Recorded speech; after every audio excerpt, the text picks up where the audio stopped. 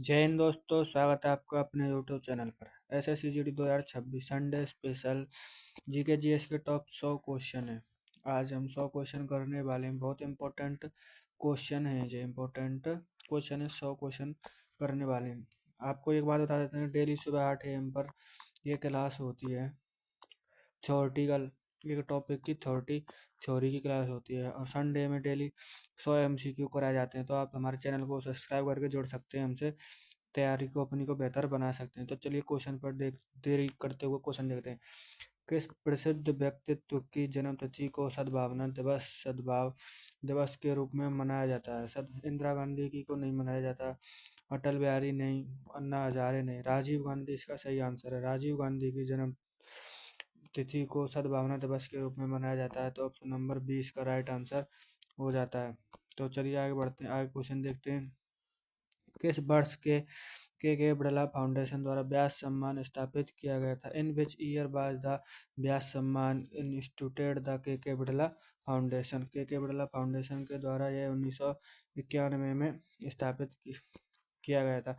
Option number D इसका right answer हो जाता है। तो चलिए आगे बढ़ते हैं। अब कांग्रेस के किस वर्ष राष्ट्रीय एकीकरण के लिए इंदिरा गांधी पुरस्कार शुरू किया था? राष्ट्रीय एकीकरण के लिए इंदिरा गांधी पुरस्कार शुरू किया गया था 1985 में। ऑप्शन नंबर सी इसका राइट आंसर हो जाता है। अब आगे बढ़ते हैं, देखते हैं। 31 अक्टूबर को भारत के पूर्व प्रधानमंत्री इंदिरा गांधी के शहादत दिवस पर निम्न में से कौन सा पुरस्कार दिया जाता है? राष्ट्रीय एकीकरण के लिए इंदिरा गांधी पुरस्कार दिया जाता है, राष्ट्रीय शांति के लिए इंदिरा गांधी पुरस्कार दिया जाता है, इंदिरा गांधी बहादुरी पुरस्कार दिया जाता है, या इनमें से कोई सा भी नहीं दिया जाता है? तो ऑप्शन नंबर ए इसका राइट आंसर होता है। राष्ट्रीय एकीकरण के लिए इंदिरा गांधी पुरस्कार दिया जाता है। राष्ट्रीय एकीकरण के लिए इंदिरा गांधी पुरस्कार दिया जाता है। आगे बात करते हैं। BS राय पुरस्कार खाली जगह क्षेत्र में दिया जाता है। BS राय पुरस्कार खाली जगह क्षेत्र में दिया जाता है। संगीत नहीं, खेल नहीं, चिकित्सा इसका राइट आंसर है जाता है। ऑप्शन नंबर सी इसका राइट आंसर है। चिकित्सा के क्षेत्र में BS राय पुरस्कार क्षेत्र में दिया जाता है। निम्न में से किसे 1973 ईस्वी में प्रथम BC रॉय पुरस्कार दिया गया था? BC रॉय पुरस्कार किसको दिया गया था इनों में से प्रथम? तो संदीप मुखर्जी, प्रमोद मिश्रा, जगन्नाथ कौल, इनमें से कोई नहीं। ये नहीं, ये नहीं, यानी संदीप मुखर्जी को दिया गया था। Option number A right answer हो जाता है इसका। आगे बढ़ते हैं।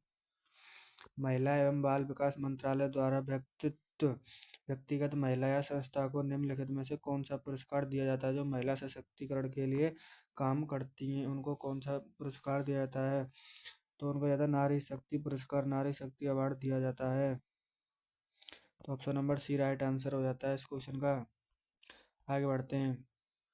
देवी अहिल्याबाई पुरस्कार किसको दिया जाता है? देवी अहिल्याबाई पुरस्कार किसको दिया जाता है?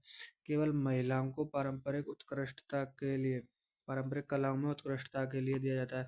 तो option number C right answer हो जाता है इसका। इंपॉर्टेंट क्वेश्चन चल रहे हैं ये, आप सभी को बता दें, इंपॉर्टेंट चल रहे हैं ये। 100 हैं टोटल क्वेश्चन और डेली हर संडे होते हैं ये। और डेली 8 AM पर आपकी क्लास होती है। 8 AM पर आप उस क्लास से जुड़ सकते हैं। टॉपिक वाइज कराया जा रहा है सारा सिलेबस। आगे बढ़ते चलो। नारी शक्ति पुरस्कार की श्रेणी के तहत कौन सा पुरस्कार महिला सशक्तिकरण के क्षेत्र के अनुसंधान और विकास के लिए सर्वश्रेष्ठ संस्थान को दिया जाता है? रानी लक्ष्मीबाई पुरस्कार दिया जाता है। रानी लक्ष्मीबाई पुरस्कार दिया जाता है। तो ऑप्शन नंबर डी इसका राइट आंसर हो जाता है। इंग्लिश मीडियम वाले क्वेश्चन को मैं पढ़ने क्वेश्चन आप पढ़ सकते हैं खुद। ऑप्शन बोथ लैंग्वेज में लिखा हुआ है, जैसे इंग्लिश मीडियम वाले को कोई प्रॉब्लम नहीं आएगी। क्वेश्चन बोथ लैंग्वेज में खूब डिटेल में लिख के लाया हूँ मैं, ठीक है। चलिए अब आगे बढ़ते हैं। आगे क्वेश्चन देखते हैं। 10वां क्वेश्चन। 16 वर्ष से कम उम्र के कितने बच्चों को प्रतिवर्ष राष्ट्रीय बहादुरी के लिए पुरस्कार दिए जाते हैं? 25 बच्चों के लिए राष्ट्रीय बहादुरी के पुरस्कार दिए जाते हैं, प्रतिवर्ष दिए जाते हैं। राइट आंसर हो जाता है। आगे देखते हैं 11वां क्वेश्चन। खाली जगह पुरस्कार उन बच्चों को प्रतिवर्ष दिया जाता है जो सभी बाधाओं के खिलाफ बहादुरी का उत्कृष्ट कार्य करते हैं। तो राष्ट्रीय वीरता पुरस्कार हो जाता है वो। ऑप्शन नंबर डी इसका राइट आंसर हो जाएगा। 12वां क्वेश्चन। 12वें का राष्ट्रीय वीरता पुरस्कार कितनी श्रेणियों में प्रदान किया जाता है? राष्ट्रीय वीरता पुरस्कार कितनी श्रेणियों में प्रदान किया जाता है? 5 श्रेणियों में प्रदान किया जाता है। 5 श्रेणियों में प्रदान किया जाता है। ऑप्शन नंबर सी इसका राइट आंसर हो जाएगा। विज्ञान और प्रौद्योगिकी के लिए शांति स्वरूप भटनागर पुरस्कार किसके द्वारा दिया जाता है? विज्ञान CSIR वैज्ञानिक और औद्योगिक अनुसंधान परिषद CSIR option number B. CSIR की फुल फॉर्म याद रखना, council of scientific and industrial research. 14वां क्वेश्चन देखते हैं, शांति स्वरूप भटनागर पुरस्कार की स्थापना कब की गई थी? शांति स्वरूप भटनागर पुरस्कार की स्थापना कब की गई थी? तो 1958 में की गई थी। ऑप्शन नंबर सी इसका राइट आंसर हो जाता है, 1958 में की गई थी। 15 को रविंद्रनाथ टैगोर की 150वीं वर्षगांठ के उपलक्ष्य में रविंद्रनाथ टैगोर की स्थापना खाली जगह किस वर्ष में की गई है? खाली जगह किस वर्ष में की गई है? तो 2011 में की गई है। ऑप्शन नंबर सी इसका राइट आंसर हो जाएगा। ऑप्शन नंबर सी इसका राइट आंसर हो जाएगा। निम्न में से किस वर्ष राष्ट्रीय फिल्म पुरस्कार स्थापित किए गए थे? राष्ट्रीय फिल्म पुरस्कार किस वर्ष स्थापित किए गए थे? 1954 में स्थापित किए गए थे। ऑप्शन नंबर बी इसका राइट आंसर हो जाएगा। आगे बढ़ते हैं, अगले क्वेश्चन को देखते हैं। स्वर्ण कमल, गोल्डन लोटस पुरस्कार एवं रजत कमल, सिल्वर लोटस पुरस्कार किस क्षेत्र में दिए जाते हैं? स्वर्ण कमल पुरस्कार, गोल्डन लोटस पुरस्कार किस क्षेत्र में दिए जाते हैं? सिनेमा के क्षेत्र में दिए जाते हैं। सिनेमा के क्षेत्र में दिए जाते हैं। डी आंसर हो जाएगा इसका। 18वां क्वेश्चन देख लेते हैं। ए सूटेबल बॉय पुस्तक के लेखक कौन है? ए सूटेबल बॉय पुस्तक के लेखक बताने आपको कौन है? A suitable boy Vikram Seth इसके लेखक है। विक्रम सेठ राइट आंसर हो जाएगा। एम के गांधी द्वारा लिखित पहली पुस्तक कौन सी है? एम के गांधी द्वारा लिखित पहली पुस्तक हिंद स्वराज है। हिंद स्वराज राइट आंसर हो जाएगा। Option number B Hind Swaraj M K Gandhi द्वारा लिखित पहली पुस्तक है। ऑप्शन क्वेश्चन नंबर 20 पर आ जाते हैं। एम के गांधी की the story of my experiment with truth मूल रूप से किस गुजराती में लिखी गई थी? इसका अंग्रेजी अनुवाद किसने किया था? अनुवाद किसने किया था? महादेव देसाई ने इनका अंग्रेजी अनुवाद किया था। ऑप्शन नंबर ए इसका राइट आंसर हो जाता है। आगे बढ़ते हैं, चलिए देखते हैं। गांधी जी द्वारा अपने राजनीतिक गुरु गोपाल कृष्ण गोखले पर लिखी हुई गुजराती पुस्तक कौन सी थी? तो उनकी धर्मात्मा गोखले लिखी गई थी। ऑप्शन नंबर डी इसका राइट आंसर हो जाता है। नोबेल पुरस्कार विजेता और अर्थशास्त्री अमर्त्य सेन द्वारा निम्नलिखित पुस्तकों में से कौन सी नहीं लिखी गई है? अमर्त्य सेन द्वारा नहीं लिखी गई है, तो आप बता सकते हैं। द आइडिया ऑफ जस्टिस उन्हीं ने लिखी गई है। द आर्ग्यूमेंट इंडियन उन्हीं ने लिखी गई है। डेवलपमेंट ऑफ फ्रीडम उन्हीं ने लिखी गई है। ये sort of history C answer इसका हो जाएगा राइट। और ये किसने लिखी है आपको बताना है। ये अभिनव बिंद्रा ने लिखी है। अभिनव बिंद्रा ने लिखी है। चलो आगे बढ़ते हैं। देखते हैं, भारत के विभाजन के पृष्ठभूमि पर लिखी गई पिंजर उपन्यास के लेखक कौन है? तो अमृता प्रीतम इसके लेखक हैं। आगे क्वेश्चन देखते हैं, जल्दी आगे बढ़ते हैं। 24वां क्वेश्चन, किस पंजाबी लेखक ने काला गुलाब, ब्लैक रोज और रेवन स्टाम्प पे ऑटोबायोग्राफी किताब लिखी है? तो ये भी अमृता प्रीतम ने लिखी है। Option number B right answer हो जाएगा इसका। तो अब आगे बढ़ते हैं, आगे देखते हैं। The race of my life पुस्तक के लेखक कौन है? तो Milkha Singh. Option number B right answer हो जाएगा इसका, Milkha Singh. A shot at history किसकी आत्मकथा है? A shot at history Abhinav Bindra की आत्मकथा है। इंपॉर्टेंट हो जाती है ये क्वेश्चन, इंपॉर्टेंट हो जाता है। आप देख सकते हो। अब आगे बढ़ते हैं, 27वें क्वेश्चन पर आ चुके हैं हम। 27वें क्वेश्चन पर आ चुके हैं। निम्नलिखित में से कौन श्वेत क्रांति के जनक परवेज कुरियन की अधिकृत ऑटोबायोग्राफी है? The man who made the elephant dance. ये ऑप्शन इसका राइट आंसर है। आगे बढ़ते हैं, क्वेश्चन देखते हैं 28वां क्वेश्चन देखते हैं। एस अग्नेस्ट ओड्स किस प्रतिष्ठित भारतीय क्वेश्चन देखते हैं 28वां। एस अग्नेस्ट ओड्स किस प्रतिष्ठित भारतीय खिलाड़ी की कहानी है? सानिया मिर्जा की कहानी है ये, सानिया मिर्जा की। Option number B right answer हो जाता है इसका। 29वां क्वेश्चन को देखते हैं। 29वां, भारतीय मुक्केबाज MC मैरी कॉम द्वारा लिखित आत्मकथा का शीर्षक क्या है? MC मैरी कॉम द्वारा लिखित आत्मकथा का शीर्षक अनब्रेकेबल अनब्रेकेबल है। Option number B right answer हो जाएगा इसका। आगे बढ़ते हैं। प्रसिद्ध पुस्तक ए हाउस फॉर मिस्टर विश्वास किसने लिखी है? ए हाउस फॉर मिस्टर विश्वास पुस्तक के लेखक बताने आपको, तो इसके लेखक हैं बी.एस. नायपॉल। बी.एस. नायपॉल इसके लेखक हो जाते हैं। आगे बढ़ते हैं। बुकर पुरस्कार जीतने वाले पहले भारतीय व्यक्ति कौन है? ये भी बी.एस. नायपॉल हैं। बुकर पुरस्कार पाने वाले प्रथम भारतीय बी.एस. नायपॉल हैं। 32वें क्वेश्चन पर आ चुके हैं। पुस्तक बॉर्न अगेन द माउंटेन किसके द्वारा लिखी गई है? और again the on the born again on the mountain किसके द्वारा लिखी गई है? तो अरुणमा सिन्हा के द्वारा लिखी गई है ये पुस्तक। क्वेश्चन नंबर 33 पर जाते हैं। निम्नलिखित में से कौन सी पुस्तक सलाम रश्दी द्वारा नहीं लिखी गई है? सलाम रश्दी द्वारा कौन सी पुस्तक नहीं लिखी गई है? मिडनाइट चिल्ड्रन तो उन्होंने लिखी है, सेम उन्होंने लिखी है, द सैटेनिक बर्ब एसोसिएशन लिखी है, A band in the river. A band in the river right answer आता है। ये पुस्तक उनकी नहीं है, तो ये राइट आंसर हो जाएगा। ये नहीं होंगे उनके राइट आंसर। डी नहीं लिखी गई है, पूछा उसने, नहीं लिखी है उन्होंने, ये सभी तो उन्होंने लिखी है। तो आगे बढ़ते हैं क्वेश्चन नंबर 34 पर। झुम्पा लाहिड़ी एक अमीर की खाली जगह थी। अमीर की खाली जगह है। झुम्पा लाहिड़ी कौन है? आपको ये बताना है। झुम्पा लाहिड़ी एक लेखिका, अमीर की लेखिका है जय झुम्पा लाहिड़ी। क्वेश्चन नंबर 35 पर चलते हैं। 2003 में प्रकाशित झुम्पा लाहिड़ी का पहला उपन्यास निम्नलिखित में से कौन सा था? 2003 में झुम्पा लाहिड़ी का पहला उपन्यास बताना है आपको, कौन सा था?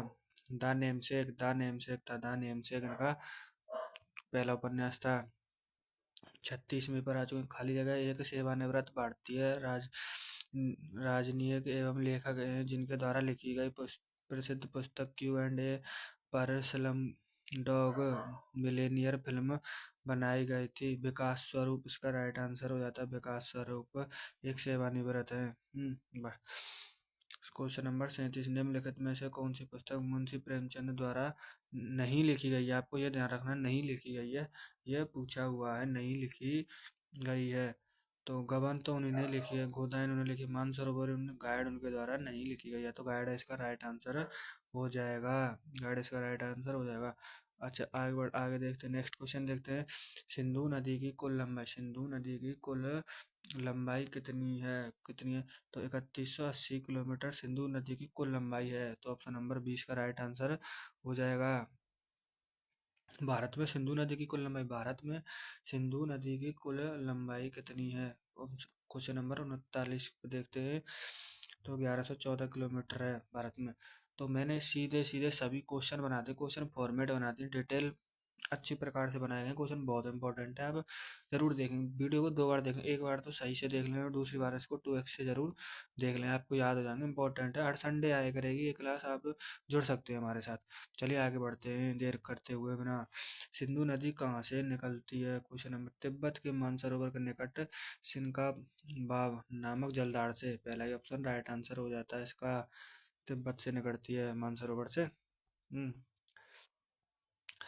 पंचनद पंजाब किन 5 नदियों की संयुक्त धारा है? पंचनद पंजाब, जासकर द्रास नहीं, इसकी नहीं है। यमुना नहीं। झेलम, ऑप्शन नंबर सी इसका राइट आंसर। झेलम, चेनाब, रावी, सतलज और ब्यास नदियों से पंचनदी मिलकर बनी हुई है। 42 में निम्नलिखित में से कौन सी नदी पंचनद नदी या सिंधु नदी की 5 महत्वपूर्ण सहायक नदियों में से नहीं है? तो सतलज तो हवाली बताया, सतलज है, ब्यास है, रावी है, बेतवा इसका राइट आंसर आता है। बेतवा सहायक नदी नहीं है, पंचनद सिंधु नदी की सहायक नदी नहीं है। तो आगे देखते हैं। 43वीं पर निम्नलिखित में से कौन एक गैर बारहमासी नदी है? तो नर्मदा नदी गैर बारहमासी नदी है। ये गंगा, ब्रह्मपुत्र, इंडस ये बारहमासी यानी 12 माह हर साल बहती रहती हैं। निम्नलिखित में से कौन सी नदी अरब सागर में जल गिराती है? निम्नलिखित में से कौन सी नदी अरब सागर में जल गिराती है? अरब सागर में जल नर्मदा नदी गिराती है। तो ऑप्शन नंबर सी इसका राइट आंसर हो जाएगा, नर्मदा नदी गिराती है। 45 सिंधु नदी की सबसे बड़ी सहायक नदी कौन सी है? सिंधु नदी की सबसे बड़ी सहायक नदी है चेनाब नदी। सिंधु नदी की सबसे बड़ी सहायक नदी चेनाब नदी है। तो ऑप्शन नंबर ए इसका राइट आंसर हो जाएगा। आगे बढ़ते हैं। वेरीनाग के समीप शेषनाग झील निम्नलिखित नदियों में से कौन सी नदी से निकलती है? शेषनाग झील किस नदी से निकलती है? आपको यह बताना है। शेषनाग झील झेलम नदी से निकलती है। आपको ऐसे याद कर सकते हैं, झील झेलम, शेषनाग झील झेलम नदी से निकलती है। निम्नलिखित में से कौन सी झील भारत की सबसे बड़ी ताजे पानी की झील है? सबसे बड़ी ताजे पानी की झील कौन सी है? इसमें बुलर झील कहाँ स्थित है? जम्मू कश्मीर में। आगे क्वेश्चन है। जी, बुलर झील कहाँ स्थित है? बुलर झील जम्मू कश्मीर में। तो सभी फॉर्मेट मैंने ऑप्शन एमसीक्यू क्वेश्चन में बना दिए गए हैं, जिससे आपको आसानी होती है। जैसे कि आप 4 ऑप्शन देखते हो तो आपका मेमोरी उस पर सीधा टिक करती है, आप वैसे याद नहीं कर सकते। हमें पता है किसी को भी याद नहीं होते यार, वैसे तो सीधी सीधी सी बात है। पर एमसीक्यू आपको सब फुल डिटेल से एमसीक्यू दिए गए हैं, लगातार क्रमबद्ध। बुलर झील कहाँ है, किस पानी के, सब डिटेल दी गई है, तो बहुत इंपॉर्टेंट हो जाते हैं। हर संडे होती है क्लास, देख लिया करो क्लास। आगे बढ़ते हैं। निम्नलिखित में से कौन सी नदी चंद्र और भागा नामक दो जलधाराओं से मिलकर निर्मित होती है? चंद्र और भागा जो दो धाराओं से मिलकर, जो दो जलधाराओं से मिलकर निर्मित होती है, कौन सी नदी है? चेनाब नदी। चंद्रभागा चेनाब ऐसे भी याद कर सकते हो आप इसको। गंडक नदी। गंडक नदी को प्राचीन काल में किस नाम से जाना जाता था? गंडक नदी को प्राचीन काल में किस नाम से जाना जाता था? सदानीरा। सदानीरा के नाम से इसको जाना जाता था। सदानीरा के नाम से इसको जाना जाता था। तो 50 क्वेश्चन हो चुके हैं, 50 क्वेश्चन और रह गए हैं अभी हमारे। तो डेली क्लास होती है हर संडे, आप जुड़ सकते हो। चैनल को सब्सक्राइब करें। कैसी लग रही है और आप कितने सही हो रहे हैं, कमेंट में अपना स्कोर जरूर बताना। आगे बढ़ते हैं अब। क्वेश्चन है, क्या मालूम है हिमाचल प्रदेश के लाहौल में बाड़ालाचा दर्रे से सिंधु नदी की कौन सी सहायक नदी, कौन सी सहायक नदी बाड़ालाचा दर्रे से सिंधु नदी की कौन सी सहायक नदी निकलती है? Question number 51। इसका आंसर है चेनाब। चेनाब इसका राइट आंसर हो जाएगा। आगे बढ़ते हैं। चेनाब नदी का प्राचीन नाम। चेनाब नदी का प्राचीन नाम आपको बताना। चेनाब नदी का प्राचीन नाम आस्कनी था। आस्कनी प्राचीन नाम था। इंपॉर्टेंट है, चेनाब नदी का इंपॉर्टेंट हो जाता है, कई बार आया हुआ।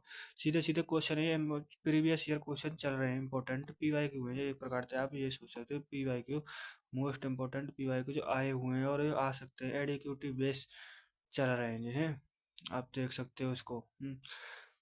परसड़ी। परसड़ी किस नदी का प्राचीन नाम है? परसड़ी किस नदी का प्राचीन नाम है? तो परसड़ी रावी नदी का प्राचीन नाम हो जाता है। परस नदी is the ancient name of which river? English medium वाले बच्चे को क्वेश्चन नहीं पढ़ रहा, वैसे ऑप्शन तो सभी सेम है, बाईलिंगुअल लिखा हुआ, आप देख सकते हो, समझ सकते हो। वैसे तो पढ़ूंगा तो टाइम ज़्यादा लगेगा आपको। ब्यास नदी का प्राचीन नाम क्या था? बाट was the ancient name of the river Beas. Beas नदी का प्राचीन नाम क्या था? बिपाशा। आप इससे याद करते हो, Beas Bipasha. Option number A इसका राइट आंसर हो जाएगा। आगे बढ़ते हैं।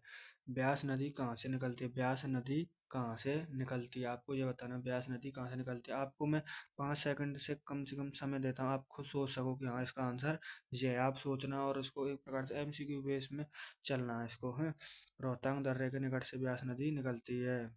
रोहतांग दर्रे के निकट से ब्यास कुंड से निकलती है। भारत की सबसे लंबी इंदिरा गांधी नहर पंजाब के हरीके में किन दो नदियों के संगम पर निर्मित हरीके बांध से निकलती गई है, जिसे हरीके बैराज कहा है? हरीके बैराज कहा है, आपको ये बताना है। आपको 5 सेकंड का समय मिलता है इसमें। ब्यास और सतलज। ब्यास और सतलज का राइट आंसर हो जाता है। ब्यास और सतलज।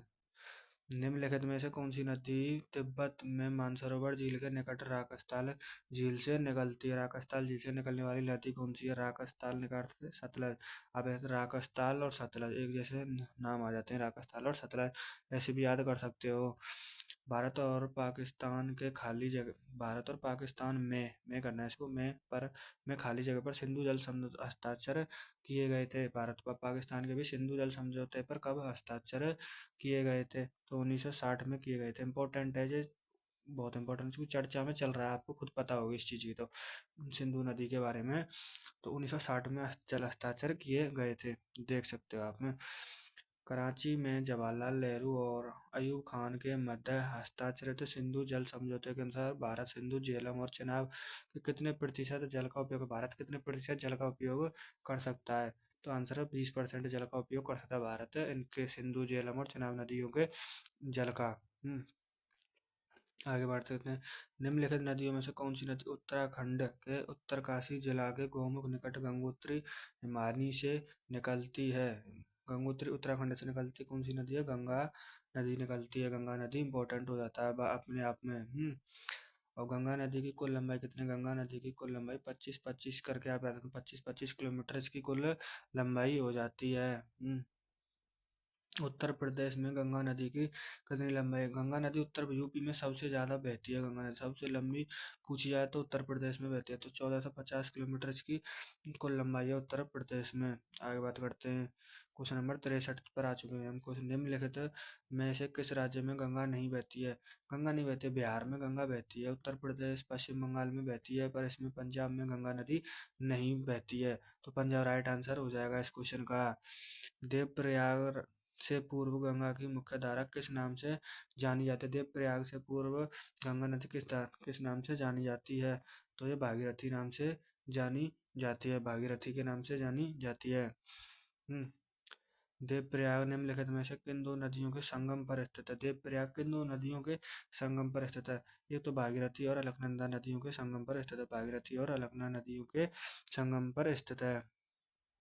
बताते हैं 66 क्वेश्चन पर आ चुके। देवप्रयाग में अलकनंदा के भागीरथी से मिलने के पहले रुद्रप्रयाग में कौन सी नदी अलकनंदा से मिलती है? अलकनंदा से कौन सी नदी मिल जाती है इसमें? तो मंदाकिनी नदी इसका राइट आंसर हो जाएगा, ऑप्शन नंबर डी।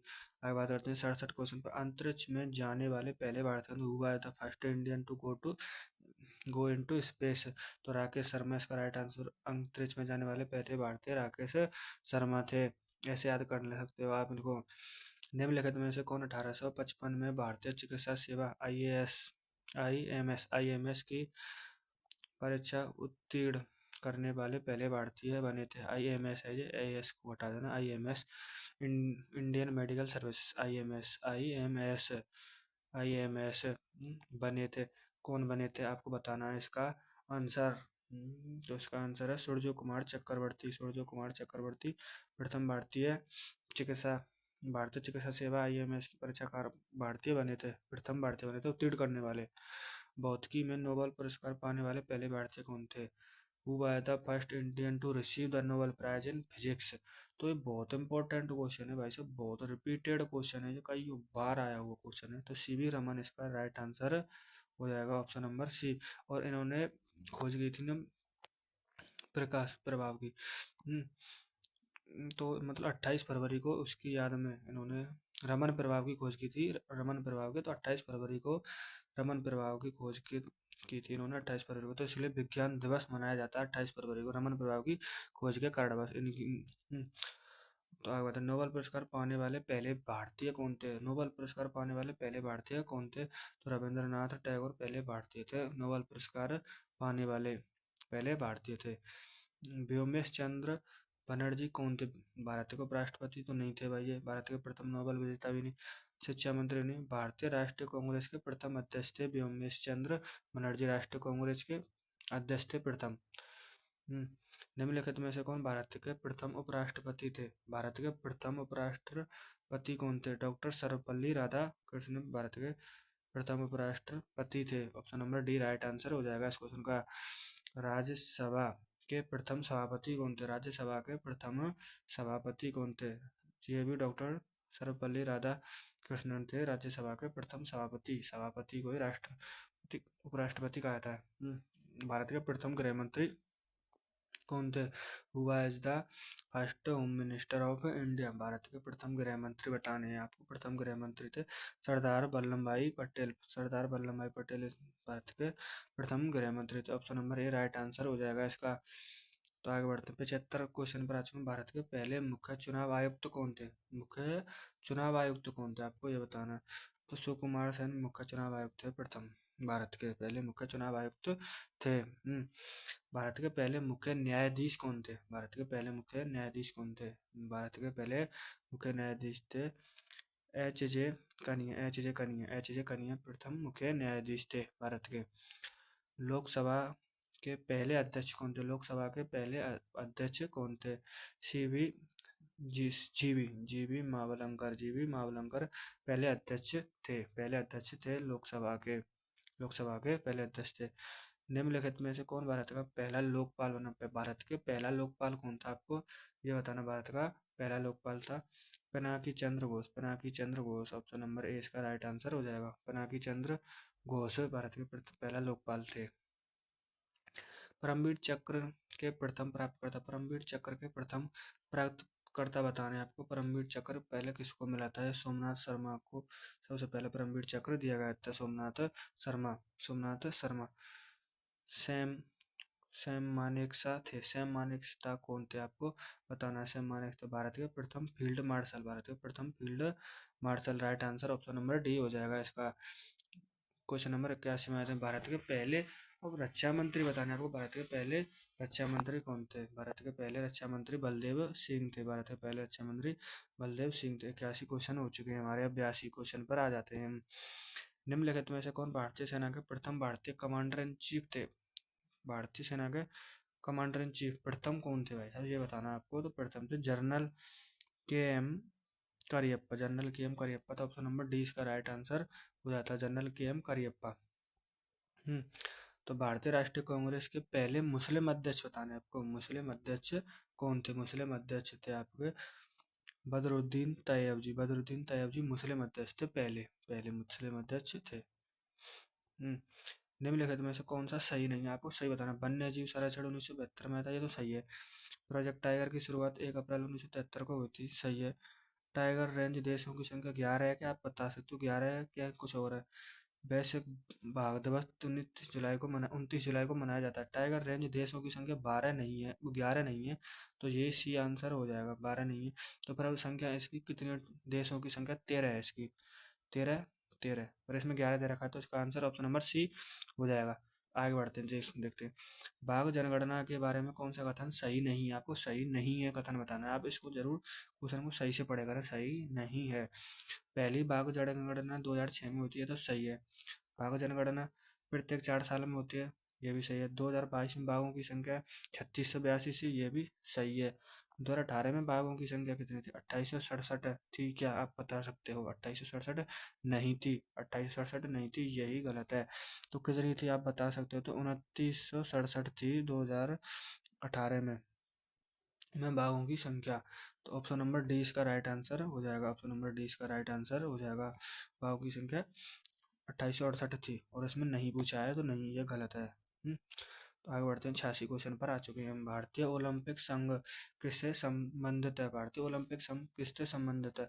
अंतर्राष्ट्रीय ओलंपिक समिति से संबंधित। अंतर्राष्ट्रीय ओलंपिक समिति से संबंधित है। Option number D right answer हो जाता है। शतरंज के खेल का नियम कि यह किसी भी दिशा में केवल एक वर्ग चल सकता है, किस पर लागू होता है? किस पर लागू होता है? एक दिशा में एक नियम चल सकता है, तो ये बादशाह पर, द किंग पर लागू होता है। आपको से क्वेश्चन है HW के रूप में देता है हम, तो आप जो पीडी वीडियो देखेगा उसको ही पता चलेगा HW क्या है। तो आपको बताना शतरंज का जनक कौन सा देता है? शतरंज का जनक कौन सा देश है? जनक बताना है आपको शतरंज का। कमेंट करके जरूर बताना शतरंज का जनक कौन सा देश है। फुटबॉल विश्व कप का प्रारंभ, फुटबॉल विश्व कप का प्रारंभ कब हुआ था? आपको बताना। फुटबॉल विश्व कप का प्रारंभ हुआ था 1930 में, तो राइट आंसर हो जाता है 1930 फुटबॉल विश्व कप का। भारतीय एथलेटिक्स महासंघ का गठन खाली जगह में किया गया था, कौन सी सन में भारतीय एथलेटिक्स का गठन किया गया था? तो 1946 में किया गया था। 1946 राइट आंसर हो जाएगा इसका। आगे बढ़ते हैं। 90वें क्वेश्चन पर आ चुके हैं हमारे। 10 क्वेश्चन बचे हुए हैं।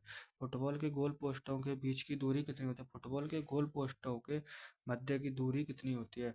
तो 7.32 मीटर होती है। गोल पोस्टों के मध्य की दूरी 7.32 मीटर होती है।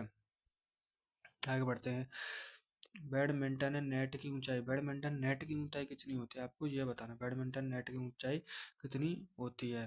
तो 5.1 फुट होती है। 5.1 फुट होती है बैडमिंटन नेट की ऊंचाई। Question number 92। पुरुषों के लिए कबड्डी मैदान की विमान लंबाई चौड़ाई क्या होती है? पुरुषों के लिए क्या होती है? पुरुषों के लिए होती है 13x10। और महिलाओं के लिए क्या होती है? महिलाओं के लिए होती है इसे महिलाओं के कबड्डी मैदान की लंबाई गुणा चौड़ाई विमाएँ क्या होती हैं? 12 मीटर इंटू में 8 मीटर, 12/8 की होती हैं। 12/8 की। पुरुषों के लिए 13x10 मीटर की होती हैं। 13 बाई 10 मीटर की होती हैं। आगे बढ़ते हैं। प्रथम दक्षिण एशियाई संघ खेल का आयोजन कब और कहाँ किया गया था? प्रथम दक्षिण एशियाई संघ खेल का आयोजन नेपाल की राजधानी काठमांडू 1984 में किया गया था। काठमांडू में 1984 में किया गया था। ऑप्शन क्वेश्चन नंबर 94 पर आते हैं। सोमाइटी निम्नलिखित में से किस स्पर्धा से संबंधित है? सोमाइटी किससे संबंधित है? सोमाइटी संबंधित है टोक्यो पैरालंपिक 2020 से। सोमाइटी टोक्यो पैरालंपिक 2020 से संबंधित है। स्टेट ड्राइव शब्द निम्नलिखित में से किस खेल से? स्टेट ड्राइव आपको पता होगा कि स्टेट ड्राइव किस खेल से संबंधित है। बहुतों को तो पता ही होगा। स्टेट ड्राइव संबंधित है आपका क्रिकेट से। ज़्यादातर को पता ही होता है क्रिकेट के बारे में, तो सभी नॉलेज रखते हैं इतना। क्रिस्टियानो रोनाल्डो का संबंध किस देश से है? किस देश से है रोनाल्डो का संबंध? किस देश से? तो पुर्तगाल से है उनका संबंध। Option number B right answer हो जाएगा उसका। 97 में रंगा स्वामी कप किस खेल से संबंधित है? रंगा स्वामी कप किस खेल से संबंधित है? रंगा स्वामी कप संबंधित है आपका हॉकी से संबंधित है रंगा स्वामी कप। तो option number C right answer हो जाएगा इसका। एशियाई खेलों की मेजबानी करने वाला पहला देश कौन सा था? पहला देश कौन सा था? पहला देश था अपना भारत, प्यारा भारत। एशियाई खेलों की मेजबानी करने वाला अपना देश भारत था। 99 पे क्वेश्चन कबड्डी में प्रथम अर्जुन पुरस्कार विजेता कौन थे? हुआ था first Arjun award winner in kabaddi. Kabaddi में फर्स्ट अर्जुन अवार्ड किसे मिला था? आपको यह बताना है। तो ये सहानंद महादेव शेट्टी को मिला था। और ये कब मिला था आपको ये बताना। 1972 में मिला था। 1972 में 1972 में ये उनको मिला था। 1972 में मिला था उनको। आगे बढ़ते हैं। 2012 ओलंपिक में Lord's cricket ground LCG Lord's cricket ground में कौन सी प्रतियोगिता आयोजित की गई थी? आपको याद होनी चाहिए। तीरंदाजी आयोजित की गई थी, यानी कि क्रिकेट ग्राउंड में तीरंदाजी की गई थी। ऑप्शन नंबर सी इसका राइट आंसर हो जाएगा। तो 100 क्वेश्चन पूरे हो चुके हैं कंप्लीट। 100 क्वेश्चन MCQ बहुत इंपॉर्टेंट है, बहुत डिटेल में बनाया था। हर संडे 100 क्वेश्चन ऐसे ही आया करेंगे। फटाफट रिवीजन टाइप में आपका हो जाता है। डेली मंडे टू सैटरडे आपकी हर टॉपिक की एक वीडियो आती है। डेली 8 AM पर वीडियो आती है, तो ये भी 8 बजे ही होगी। और MCQ की हर संडे हुआ करेगी, आप जुड़ सकते हो। PDF चाहिए आपको? PDF तो इसकी PDF के लिए कमेंट कर देना, आपको हम PDF दे देंगे, प्रोवाइड करा देंगे। कमेंट वीडियो कैसी लगी कमेंट करके जरूर बताना। और होमवर्क है, शतरंज का जनक किसे कहा जाता है? शतरंज का जनक SW है। ये आप जरूर इसको कमेंट करके जरूर बताना। कमेंट और वीडियो कैसी लगी लाइक शेयर करना और चैनल को सब्सक्राइब जरूर करना। Thank you.